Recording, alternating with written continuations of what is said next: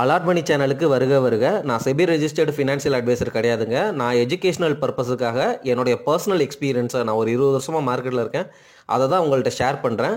நீங்கள் எந்த முடிவு எடுக்கிறதா இருந்தாலும் உங்கள் நிதி ஆலோசகரை அணுகி அதுக்கப்புறம் பணத்தை போடுறதை பற்றி முடிவு பண்ணுங்கள். நன்றி. அலாட் மணி சேனலுக்கு வருக வருக. இந்த சேனலுக்கு இன்னும் நீங்கள் சப்ஸ்கிரைப் பண்ணலைன்னா தயவு செஞ்சு சப்ஸ்கிரைப் பண்ணிக்கோங்க, பெல் பட்டனையும் கிளிக் பண்ணிக்கோங்க.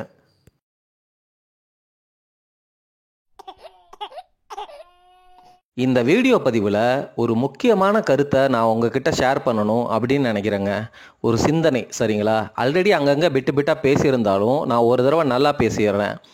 வீடியோக்களில் எல்லா ஃபினான்ஷியல் அட்வைசர்ஸுமே உங்களுக்கு மியூச்சுவல் ஃபண்டில் இன்வெஸ்ட் பண்ணுங்கள், ஏன்னா அது அழியவே அழியாது, மார்க்கெட் கிராஷ் ஆனால் கூட கீழே போகும், அதுக்கப்புறம் பின்னாடி 10 வருஷம் கழித்து மார்க்கெட் எந்திரிச்சாலும் நீங்கள் வாங்கின ஸ்டாக்கு தொலைஞ்சு போயிடும், உங்களுக்கு ஃபுல்லாக லாஸாக இருக்கும் அல்லது திருப்பி எந்திரிக்காது. ஆனால் மியூச்சுவல் ஃபண்டுங்கிறது எந்திரிச்சு வந்துடும், அதனால் உங்கள் காசு இழக்காது அப்படிங்கிற மாதிரி பேசுகிறாங்க. ஆனால் நான் உங்ககிட்ட சொல்கிறது எல்லாமே ஒரே ஒரு விஷயந்தான். Mutual fund, equity mutual fund expense ratio ஜாஸ்தி, அதனால் அங்கே போகாதீங்க. சப்போஸ் உங்களுக்கு எல்லா விஷயமும் தெரியும், ஈக்விட்டி மியூச்சுவல் ஃபண்டில் எனக்கு நான் நினைக்கிற மாதிரி பங்குகள் உள்ளே இருக்குது, எனக்கு நான் நினைக்கிற மாதிரி மேனேஜர் இருக்கார், நம்பிக்கை இருக்குது, அதனால் நான் போடுறேன் அப்படின்னா மியூச்சுவல் ஃபண்டில் டைரக்ட் அப்படின்னு நேம் இருக்கணும், அந்த ஃபண்டு நேமில் அப்படி இருக்கான்னு பார்த்து போடுங்க. லாங் ரன்னில் இண்டெக்ஸ் ETF தான் மியூச்சுவல் ஃபண்டை விட நல்ல பெட்டர் ரிட்டர்ன் தரும். ஒரு சில ஃபண்டுகள் தான் இண்டெக்ஸ் ETF-ஐ அவுட் பர்ஃபார்ம் பண்ணும், அதுவும் இன்னும் கொஞ்சம் லாங் டேர்ம் போச்சுன்னா அவுட் பர்ஃபார்ம் பண்ணுறது ரொம்ப கஷ்டம் அப்படின்னு சொல்லியிருக்கேன். ஏன்னா இண்டெக்ஸ் ETF-ல எக்ஸ்பென்ஸ் ரேஷியோ ரொம்ப கம்மி, ஆட்டோமேட்டிக்காக நல்லா இல்லாத பங்குகள் இண்டெக்ஸை விட்டு வெளியில் துரத்தப்படும். 6 மாதத்துக்கு ஒரு தடவை இந்த ரிவ்யூ நடந்துக்கிட்டே இருக்கும். இது ஆட்டோமேட்டிக்காக நடக்கும். மேனுவலாக நீங்கள் எந்த வித சம்பளமோ ஆட்களோ கொடுத்து மேனேஜ் பண்ணணும்னு அவசியம் கிடையாது, சரிங்களா? இதுதான் இண்டெக்ஸ் ETF. இது ரெண்டும் யாருக்கு பொருந்தும் அப்படின்னா, உங்களுக்கு நேரமே இல்லை, உங்களுக்கு மார்க்கெட்னாலே என்னன்னு தெரியாது அப்படிங்கிறவங்களுக்கு இந்த 2 ஆப்ஷன் ஓகே. எப்போன்னா நீங்கள் எல்லா சேஃப்டியும் பண்ணிட்டீங்க, அதாவது insurance plus gold plus emergency ஃபண்டெல்லாம் பில்டு பண்ணிவிட்டு தொலைக்கிற காசை நீங்கள் இப்படி போடுறீங்க. ஆனால் நான் இந்த வீடியோ பதிவில் சொல்லணும்னு நினச்சது, டைரக்ட் ஸ்டாக் இன்வெஸ்டிங் அப்படிங்கிறது தான் தி பெஸ்ட்டு இன்வெஸ்ட்மெண்ட் ஸ்ட்ராட்டஜியாக நான் இந்த வீடியோவில் பேச போகிறேன். காரணம் என்ன அப்படின்னா, எல்லாரும் சொல்கிறாங்க தானே, நீங்கள் டைரெக்டாக ஸ்டாக்கு வாங்கினா அது அழிஞ்சிரும்னு சொல்கிறாங்க தானே.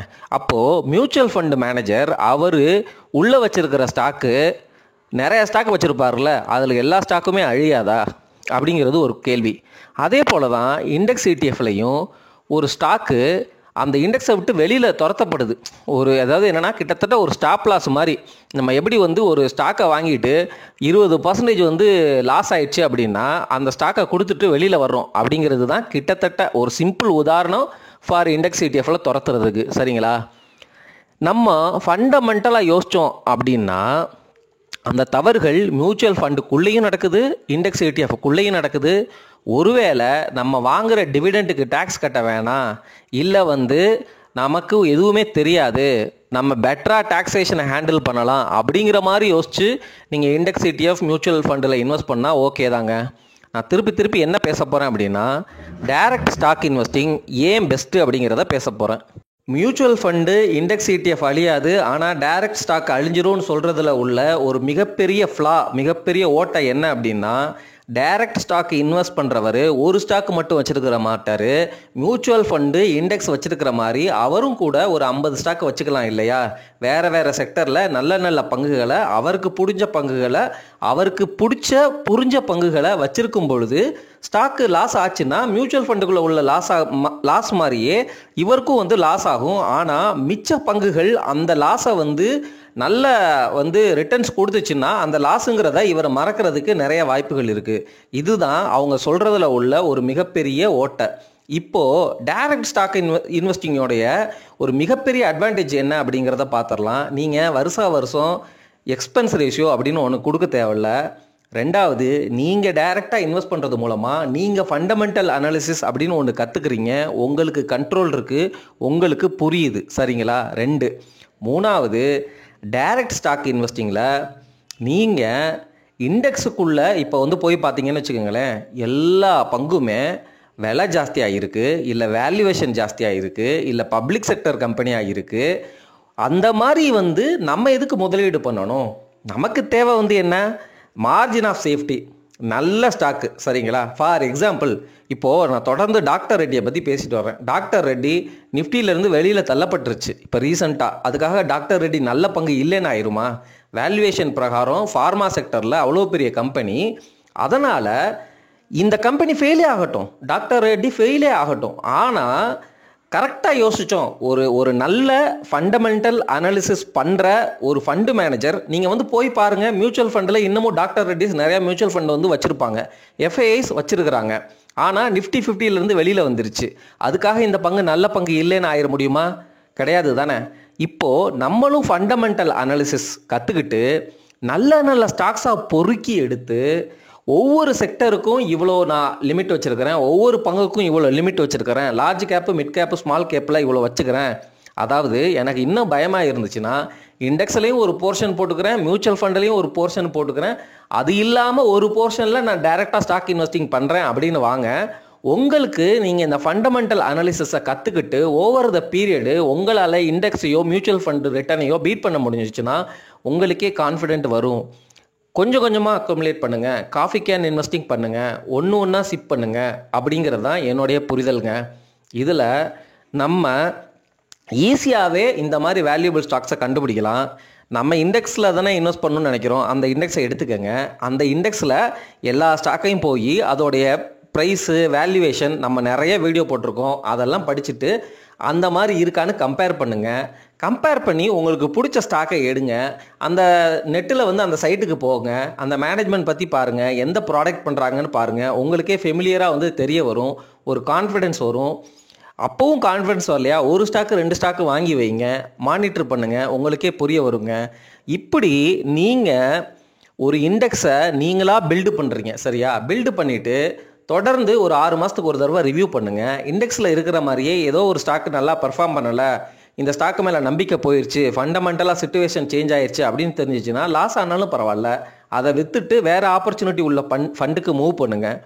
இப்படி நீங்கள் பண்ணுறது தான் உங்களுக்கு இந்த எக்ஸ்பென்ஸ் ரேஷியோ மற்ற வித கன்ஃபியூஷன்லாம் அவாய்ட் பண்ணிவிட்டு, இண்டெக்ஸ்குள்ளே என்னங்க நடக்குது, வேல்யூவேஷன் ஜாஸ்தியாக இருக்குன்னா அது என்னைக்காக இருந்தாலும் ஒரு நாள் கிராஷ் ஆகும். அப்போ கிராஷ் ஆகும்போது இண்டெக்ஸோடைய ரிட்டர்னையும் அது நெகட்டிவாக அஃபெக்ட் பண்ணுது அப்படின்னு தானே அர்த்தம். இண்டெக்ஸுக்குள்ளே உள்ள ஒரு ஸ்டாக்கு இல்லை மியூச்சுவல் ஃபண்டுக்குள்ளே உள்ள ஸ்டாக்கு ஃபண்டமெண்டலாக சம்திங் ஹேஸ் காட் சேஞ்சுடு, அது வந்து லாஸ் ஆகுது அப்படின்னா அவரும் வந்து அந்த ஸ்டாக்கை விற்க தானே செய்வார். ஆனால் என்ன அப்படின்னா, இந்த மியூச்சுவல் ஃபண்டு மேனேஜர்ஸ்லாம் கொஞ்சம் நல்ல ரெப்யூட்டட் மேனேஜர்ஸ், அவங்களுக்கு வந்து நமக்கு வர்றதுக்கு முன்னாடியே நியூஸ் கொஞ்சம் வர்றதுக்கு சான்சஸ் இருக்குது. At the same time mutual fund managers நிறையா வந்து தவறுகள் வந்து, அதாவது என்னென்னா, அதாவது அவங்களுக்கு வந்து முன்னாடியே வந்து தெரியும், அதாவது என்னென்னா கொஞ்சம் வந்து அந்த நிறையா வந்து அதில் வந்து எப்படின்னா வந்து தேவையில்லாத பங்குகள்லாம் வந்து வேணும்னே வாங்குவாங்க, அந்த மாதிரிலாம் வந்து நடந்திருக்கு. அதை பற்றி நீங்கள் வந்து நியூஸ் பார்த்தீங்கன்னா உங்களுக்கே தெரியும். ரீசெண்டாக ஆக்சிஸ் பேங்க்கில் கூட வந்து ஒரு ஃபண்டில் நடந்துச்சுன்னு வந்து ஒரு ஸ்கேம் வந்துச்சு பார்த்தீங்களா. அந்த மாதிரி பிரச்சனைலாம் இருக்கிற இடத்துல நம்மளுடைய காசை நம்மளும் கொஞ்சம் மேனேஜ் பண்ணி நம்ம கொஞ்சம் அறிவை வளர்த்துக்கிட்டு நம்ம பெட்டராக ரிட்டர்ன் பண்ண முடியுமா அப்படிங்கிறத எய்ம் பண்ணலாமே, அதில் ஒன்றும் தவறு இல்லையே. அதை தான் நான் சொல்ல வர்றேன். என்ன கேட்டிங்களா, the best return direct stock இன்வெஸ்டிங்கில் தான் எடுக்க முடியும். ஏன்னா இன்றைக்கி இருக்கிற சூழ்நிலையில் இண்டெக்ஸில் இருக்கிற நிறையா ஸ்டாக்ஸ் எனக்கு பிடிக்கல, மியூச்சுவல் ஃபண்டு வச்சுருக்கிற நிறையா ஸ்டாக்கு எனக்கு பிடிக்கல. அதே போல் இந்த கம்பெனிக்கு நான் 20% வேல்யூவேஷன் கொடுப்பேன் அப்படிங்கிறதெல்லாம் எனக்கு பிடிக்கல. என்னை பொறுத்த வரைக்கும் ஒரு நல்ல கம்பெனி, சீப்பான வேல்யூவேஷன் இருக்குது, அதுக்கு பிஸ்னஸ் பொட்டன்ஷியல் இருக்குது, நல்ல மேனேஜ்மெண்ட் இருக்குது அப்படின்னா நான் அந்த ஸ்டாக்கை அதிகமாக வாங்கணும்னு நினப்பேன். இப்படி நீங்கள் பண்ணி பாருங்கள். ஒரு நாள் என்றைக்குமே அந்த உண்மையை நோக்கி தான் மார்க்கெட்டாக இருந்தாலும் விலையாக இருந்தாலும் போய் ஒரு இடத்துல வந்து அந்த மெர்ஜ் ஆகும். அந்த நாள் வரைக்கும் நீங்கள் இந்த ஸ்ட்ராட்டஜியை தொடர்ந்து பண்ணுங்கள். ஒரு நாள் உங்களுக்கும் வந்து வெற்றி ஈஸியாக கிடைக்கும் அப்படின்னு நான் நினைக்கிறேன். இந்த ஸ்ட்ராட்டஜி பிரகாரம் தான் நானும் போகணும்னு வந்து முயற்சி செஞ்சிட்ருக்கேங்க. நன்றி, வணக்கம். மியூச்சுவல் ஃபண்டில் எக்ஸ்பென்ஸ் ரேஷியோ இருக்குன்னா நம்ம இண்டிவிஜுவல் ஸ்டாக் வாங்குறதுக்கு டிரான்சாக்ஷன் காஸ்ட் இருக்குன்னு குழப்புவாங்க. ஆனால் உங்களுக்கு ஒரு தடவை தான் வாங்க போகிறீங்க, ரொம்ப வருஷத்துக்கு வச்சுக்க போகிறீங்க. போர்ட்ஃபோலியோவை ரொம்ப ரேராக தான் ரிவ்யூ பண்ண போகிறீங்க, ஒரு வருஷத்துக்கு 6 மாதத்துக்கு ஒரு தடவை தான் ரிவ்யூ பண்ண போகிறீங்க. ஸோ அதனால் இந்த டிரான்சாக்ஷன் காஸ்ட்டு இப்போல்லாம் டிமேட் அக்கௌண்ட்டில் டைரக்ட் ஈக்விட்டி வாங்குறதுக்கு ரொம்ப ரொம்ப கம்மியான பர்சன்டேஜ் தான் அப்படிங்கிறதையும் வந்து நான் சொல்லிக்கொள்ள விரும்புகிறேன். ரெண்டாவது, மியூச்சுவல் ஃபண்ட் மேனேஜர்ஸ் அவங்க வந்து நம்மளை விட பெட்டர் நாலேஜபிள் பர்சன் அப்படிங்கிறத நம்ம ஒத்துக்கணும். ஆனால் பெட்டர் நாலேஜபிள் பர்சனாக இருந்தாலும் அவங்க எல்லா ஸ்டாக்கையும் வாங்க முடியாது. அவங்களுக்குன்னு ஒரு லிமிட்டேஷன் இருக்குது. வர்ற காசை எவ்வளோ வேல்யூவேஷன் இருந்தாலும் இவ்வளோ லார்ஜ் கேப் வாங்கணும், அந்த மாதிரி ரூல்ஸ் அண்ட் ரெகுலேஷன்ஸ் இருக்குது. நம்மளை மாதிரி வந்து நம்ம நினச்ச பங்கு, நம்ம பிடிச்ச பங்கு, நம்ம வேல்யூவேஷன் இருக்கிற நல்ல வேல்யூவேஷன் இருக்கிற பங்கை அவங்க வாங்கணும்னு நினச்சாலும் அவங்களால வாங்க முடியாது. அதில் நிறைய ரெஸ்ட்ரிக்ஷன்ஸ் இருக்குது. அதுக்கு நீங்கள் ஏற்ற மாதிரி வந்து ஒரு ஃபண்டை சூஸ் பண்ணணும், சரிங்களா? அதுக்கப்புறம் மியூச்சுவல் ஃபண்ட் மேனேஜர் பியர் மார்க்கெட்டில் ஸ்டாக் கிராஷ் ஆச்சுன்னா அவர் ஹெட்ஜெல்லாம் பண்ணுவாங்க, கிட்டத்தட்ட ட்ரேட் பண்ணுவாங்க, உங்கள் போர்ட்ஃபோலியோ ஹெட்ஜ் பண்ணுவாங்க. அந்த எக்ஸ்பர்ட் லெவலில் நம்மள்கிட்ட இருக்காது தான். ஆனால் நமக்கு என்ன நோக்கம் அப்படின்னா, நம்மளால் டைரக்ட் ஸ்டாக் இன்வெஸ்டிங்கில் பெட்டர் ரிட்டர்ன் எடுக்க முடியுமா அப்படின்னா கண்டிப்பாக முடியும். நீங்கள் ஃபண்டமெண்டல் அனாலிசிஸ் கற்றுக்கிட்டு எமோஷ்னலாக வந்து உங்களை டெம்ப்ட் ஆகாமல் கண்ட்ரோல் பண்ணிவிட்டு நல்லா ஷார்ப்பாக யோசிச்சிங்க அப்படின்னா, தொடர்ந்து நீங்கள் யூடியூப் வீடியோஸ்லாம் கேட்டுக்கிட்டே வந்தீங்க அப்படின்னா உங்களுக்கே புரிய வரும் எந்த செக்டரில் எந்த கம்பெனி நல்ல கம்பெனி. ஒரு 5-6 கம்பெனி இருக்கும். அந்த 5-6 கம்பெனியில் எது வேல்யூவேஷன் சீப்பாக இருக்கோ அதை வாங்கிட்டே போங்க. சூப்பராக உங்களுக்கு ரிட்டர்ன் கிடைக்கும். ஆனால் இம்மீடியட்டாக 1 வருஷம் 2 வருஷம்லாம் பார்த்தீங்கன்னு வச்சுக்கோங்களேன், நீங்கள் மியூச்சுவல் ஃபண்டையோ இண்டெக்ஸையோ பீட் பண்ண முடியாத மாதிரி தான் இருக்கும். அது வந்து ஏன்னா இண்டெக்ஸில் எல்லாரும் காசை சிப் பண்ணுறதுனால உங்களுக்கு டிமாண்டுனால ப்ரைஸ் தான் மேலே போகுது. ஆனால் ஸ்டாக்கோடைய ஃபண்டமெண்டல் மேலே போகுதா அப்படிங்கிறதா முக்கியம். ஏன்னா மேலே போகிற ஸ்டாக் ப்ரைஸு நிரந்தரம் கிடையாது. அது கரெக்டாகும் ஃபண்டமெண்டலுக்கு ஏற்ற மாதிரி. நம்ம என்ன பண்ணுறோம், ஃபண்டமெண்டலாக ஒரு நல்ல ஸ்டாக்கை பிடிச்சிக்கிறோம், அதோடைய ப்ரைஸு ஸ்டேபிளாக ஒரு நாள் வந்து மேலே போகும் அப்படின்னு நம்ம உல்ட்டாவாக யோசிக்கிறோம். சரி, ரொம்ப குழப்ப விரும்பலை. இதிலேருந்து புரிஞ்சவங்க கொஞ்சம் பயனடைஞ்சு ஒரு போர்ஷனை டைரக்ட் ஸ்டாக் இன்வெஸ்டிங் பண்ணுங்கள் அப்படிங்கிறது தான் என்னுடைய ஒரு தாழ்மையான வேண்டுகோள். நீங்கள் பண்ணி பாருங்கள், 1-2 பண்ணி பாருங்கள். அதுக்கப்புறம் விட்டு பாருங்கள். கான்ஃபிடன்ஸ் வந்துச்சுன்னா நீங்களே பண்ணிக்கோங்க. நம்ம ஒன்றும் வந்து போய் ஜங்க் ஸ்டாக்கெல்லாம் வாங்க போகிறதில்ல. நம்ம வாங்குறது எல்லாமே நல்ல குவாலிட்டியான பங்குகள், ரிலேட்டிவ் கம்பேரிசனில் சீப்பாக இருக்கிற பங்குகள். நம்மளும் டைவர்சிஃபை பண்ணுறோம், நம்மளும் நிறையா ஸ்டாக் வச்சுக்கிறோம், சரிங்களா? அவ்வளோதாங்க. நன்றி.